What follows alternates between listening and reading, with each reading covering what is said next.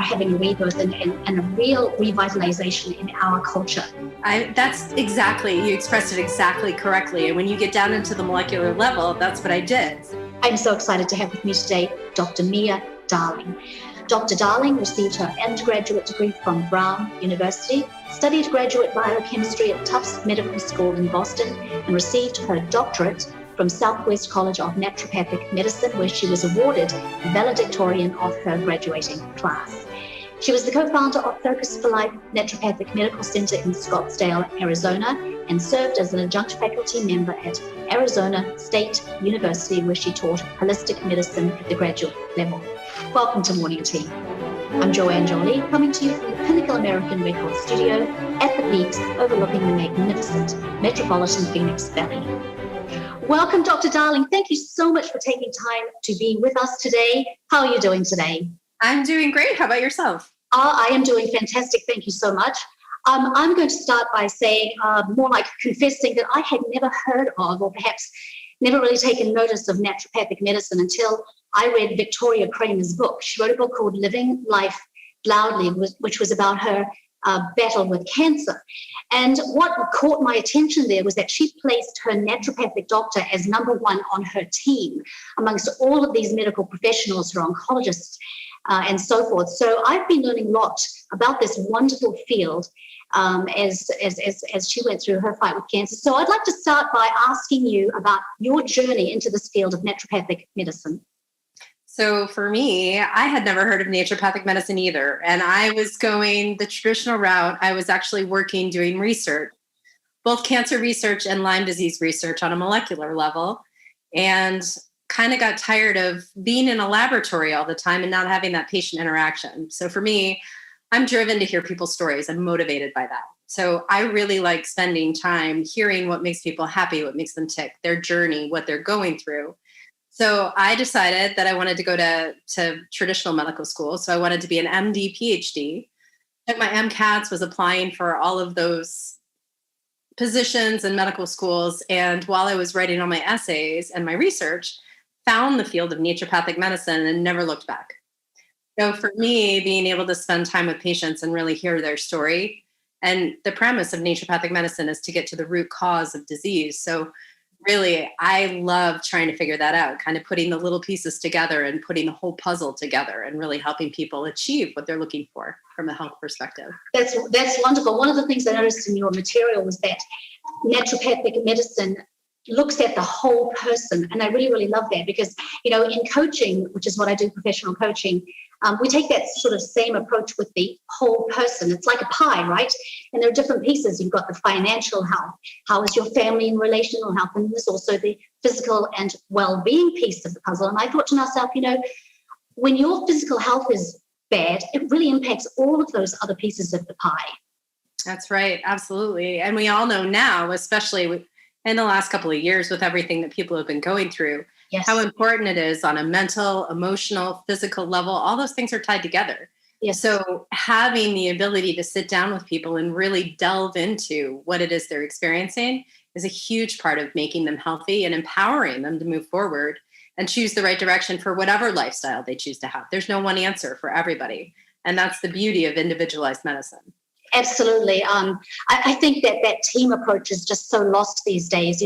Growing up in New Zealand, our MD was really a huge part of the family. And I can remember he would stop by our house if I was sick in bed and it was difficult to get out to the office or whatever. So I guess that raises a question. I have an MD, I'm in good health, I just go in annually to get my blood work done and so forth. If I was to start seeing you and your team, would I still keep my current MD or would you replace him altogether? We have patients that do both, but our approach is really a team approach. So there are certain aspects and ways of looking at patients. Some is covered through insurance, some isn't covered through insurance. It's great to have a team of physicians to really put together and move you in the right direction. So we have a lot of people who have many different specialists, a primary care physician, and then a naturopathic physician as well. And some that just choose to have a naturopathic physician.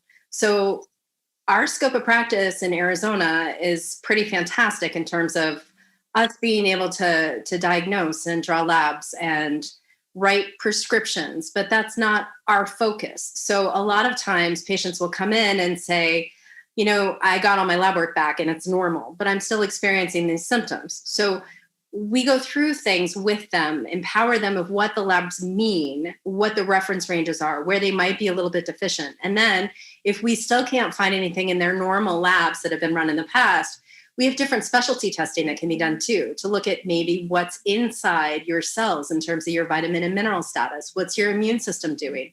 What's your whole endocrine system doing? So from a hormonal level, not only just running, a traditional TSH on your thyroid gland, but looking at what your adrenal glands are doing that manage your stress, and looking at how that correlates with what your thyroid gland is doing. Maybe looking at some more hormone levels of what you're doing. So really we want to optimize. We can look at your brain neurotransmitters, your chemistry coming from your gut. And we know now that all those neurotransmitters that affect your brain and how you're feeling start with your gut, and they go into your brain. And how's that affected with diet? How's it affected with environmental exposures? How's it affected by molds that could possibly be in your environment? We can test for all of those things.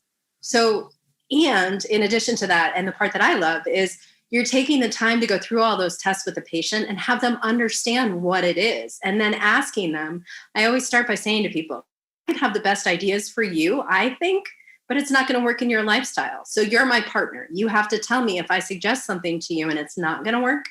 We have so many tools and so many different things that we can use. So really drilling down in what's going to work for that patient and how to make them successful. That's just a wonderful approach. You know what it is? Because music is my thing. I've had pretty good health my entire life, and I attribute at least some of that, if not a large part of it, to the healing power of music. And you probably, it's been my remedy my whole life since I was a teenager. And you're probably aware of many, many studies that have come out in just the last few decades that prove daily music making. Listening to music is good, but actually playing music has an effect on us that reaches the DNA level, and it can lower your blood pressure, and it can calm your respiration and just really help you to manage stress. And I think, above all, it helps to bring joy and happiness, which just is such a powerful tool in healing. I can speak for myself when I'm doing a practice session, and perhaps I've started out feeling a mild depression, I'm overwhelmed with things, and by the end of the session, I'm just completely well again. You know what I'm saying? Back to myself. So I think with naturopathic medicine, kind of in the same way, it's these ancient ways of maintaining mental and physical health. And I seem to think that they're having a sort of a rebirth. These philosophies are having a rebirth and a real revitalization in our culture. That's exactly, you expressed it exactly correctly. And when you get down into the molecular level, that's what I did. So you have the genetics of your DNA. So some people say, well, my whole family has heart disease. Right. Well, 75% of that is maybe lifestyle, right? Mm-hmm. So you've got your genetics, which is maybe 25%, maybe less. And then you creating that beautiful music, you change the epigenetics of your DNA. So you change the way you're expressing that DNA you have. And that's where lifestyle, and that's where emotional balance, and that's where all those things come in. And that's the beauty of our medicine, of naturopathic medicine, is you get to put all those things together for your patients. And being able to change the way that you express your DNA, I mean, that's what science is now showing. So all of these traditional remedies, like you said, are now having their rebirth, because now, from our Western perspective, we can actually show the science behind how it's all happening. So that's exactly right. Yes. And having data is nice. I think data and scientific studies are all very, very good. But I mean, if it actually works, and if you actually are able to live a life that's free of medications and depression and things like that, I think that's pretty amazing. I think it's a lot to do with spirit. I think that's what you're talking about when you talk about the whole person. That is the spiritual side as well. Just Beethoven had this absolutely profound quote that I love.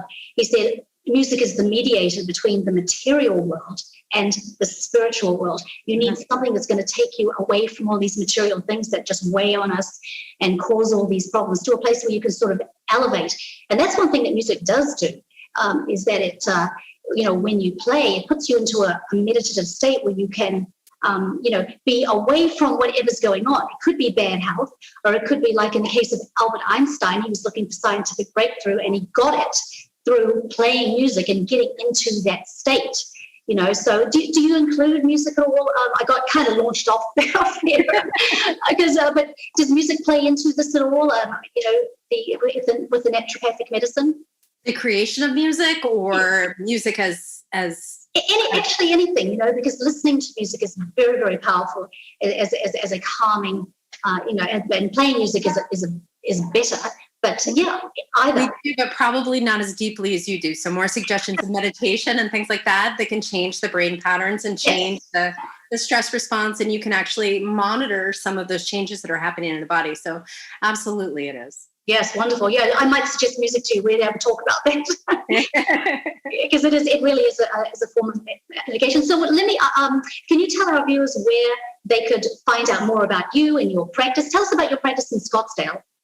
So there are several of us here in Scottsdale. I do general, natural, internal medicine. Okay. We also have some specialized practitioners here who are fellows of the American Board of Naturopathic Oncology. Okay.